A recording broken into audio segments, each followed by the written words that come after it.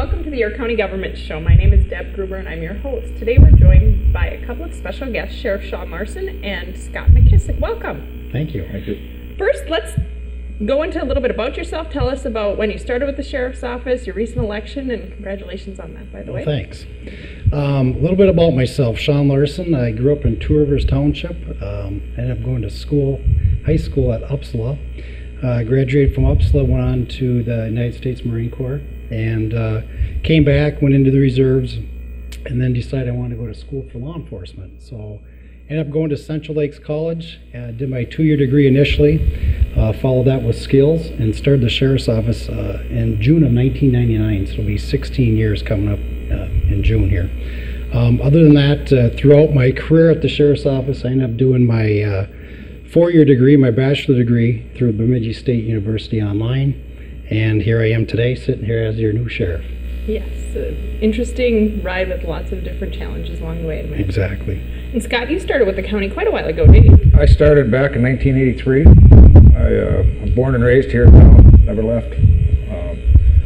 Started off working as a dispatcher jailer in the old facility, and we moved into the new one 22 years ago approximately. I was senior correctional officer for the last 29 years of my career, sergeant for 8 of that. Along with that, I did boat and water for 20 years, member of the dive rescue team. Last 2.5 years, director of emergency management communications. And then the end of March, took over as jail administrator. Great, congratulations. You've seen you. a lot of different aspects of the Sheriff's Office also. It's been a good career. Yeah, well, welcome. So tell us a little bit about, you took office in January, a little bit about the changes you've implemented, some of the different movement among your leadership and whatnot. Sure. As far as changes, my whole process, I believe that Mikkel Wetzel ran a good ship, ran a good sheriff's office. So I feel fortunate that I inherited a great department. But there were some positive roles that I wanted to make, some positive changes. And one of those was just being more outreach to the community. So we've been involved more with our schools throughout the entire county, and outreach as far as to our senior citizens as well, and trying to meet with many as I can. And now I'm actually every Thursday going to the Little Falls Senior Center, meeting with a lot of our seniors too. So I think it's important to be able to mix those two, the senior citizens as well as our youth in schools, to number one, let the school people know early on that we want to gain their trust, and we also want them to know that we're human beings just like them. So what we've been trying to do is just eat lunch with them. So we're eating lunch with the kids at the elementary age, at the high school age, and just trying to gain that trust. And yet with the senior citizens on the other end of the aspect is just letting them know that, hey, here are the issues that are going on. A lot of senior citizens may not hear things. They hear things, but they may want to know what the updated information is. So we let them know what's going on as far as scams in the area, and really what they should be looking for, and talk about safety and things like that. Anything that can benefit them. Good. And I know you and Chief Deputy Worley went out to my son's school, and I joined you that day, and it's funny to see the reactions with the kids. It's an immediate, well, who did something wrong, or you get kind of frightened, and it's good to see that image change into something more positive, that no, we're here to help, and we're friends, and you can trust us, and we're able to move forward together. It is. Early on in the schools, it's the exact same thing would happen. A lot of kids would be like, well, what is law enforcement doing here? What are they up to? Is somebody in trouble? But then as we visited that school the second time, or even sometimes third time, depending on the school, they would be a little bit more comfortable, and then they would actually, the joke amongst themselves is, well, who gets to spend time with the sheriff and chief deputy? We want to sit with them. So that's good to see. Good, good. Yep. And so you've had some changeover. Obviously, you previously held a sergeant position, and so did Chief Deputy Worley, and so there were some changes in that, and Scott's up at the jail now. Talk a little bit about your leadership within your department, and how that works, and how the ranks work, and things of that nature. So I was the patrol sergeant 8 years before I became sheriff. So my job as a patrol sergeant is the direct supervisor of all the deputies. So once I became sheriff, I knew there was going to be some voids that needed to be filled. And my chief deputy is Jason Worley. He was previously an investigative sergeant. So we also had to fill his role as well, his position. So what happened early on is I wanted to develop my command staff right off the bat.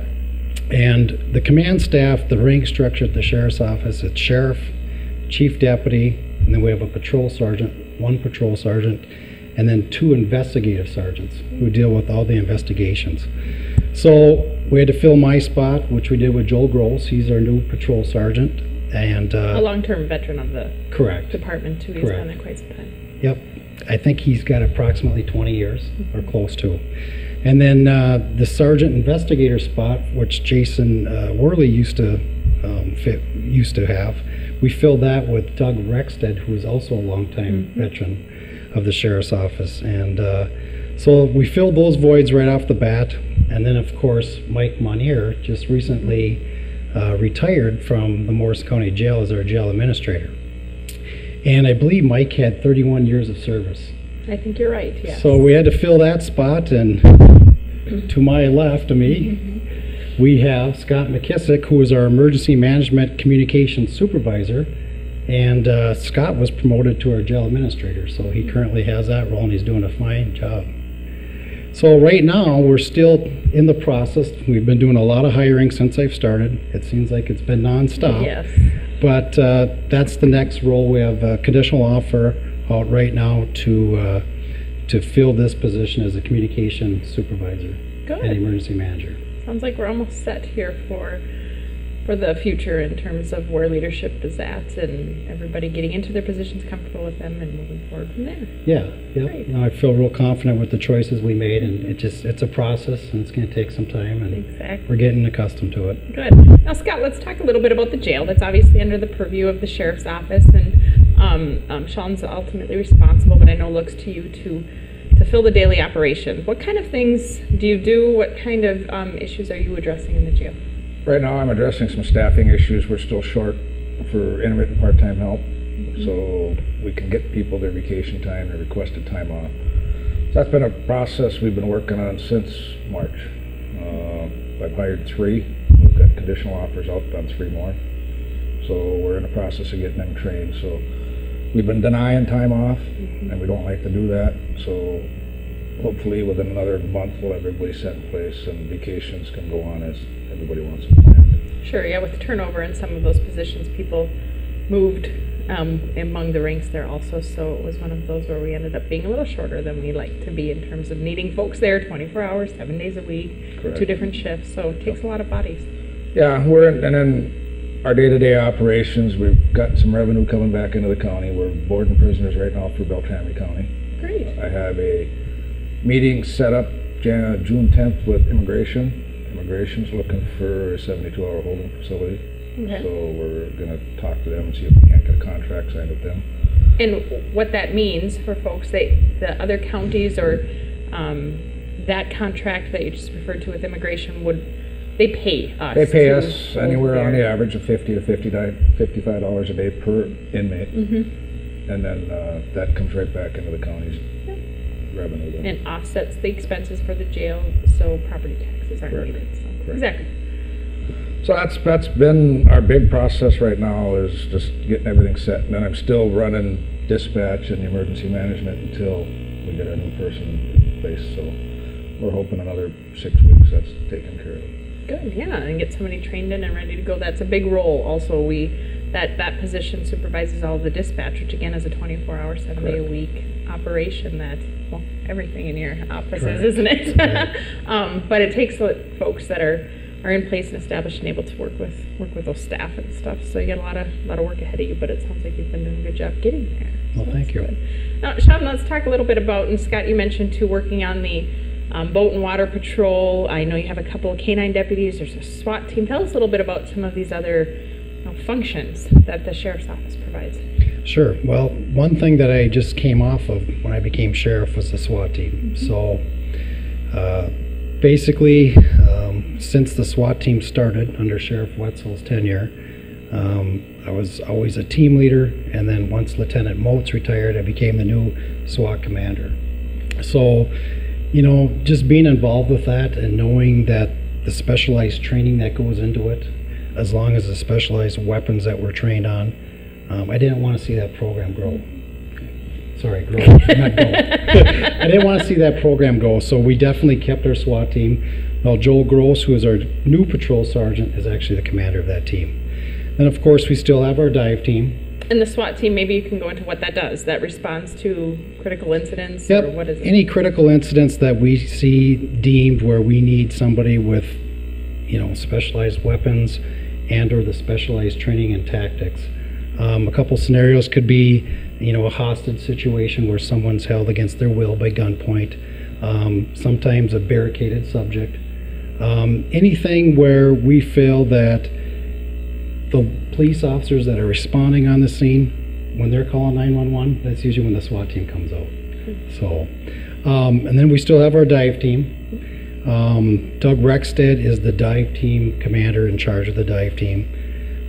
We have 2 K9s, Dan Rushlow, a deputy, as well as Dave Sherping, and trying to keep all those programs going. And it's time consuming, but every program has a fit for the sheriff's office, and they may not be utilized that much, but we have to train and be up to date on everything just in case we need to utilize them. Well, and if you're the member of the public that calls and has that need for a dive or need to be, the SWAT team is called out, it's certainly nice to know that it's there and available and ready. So yes.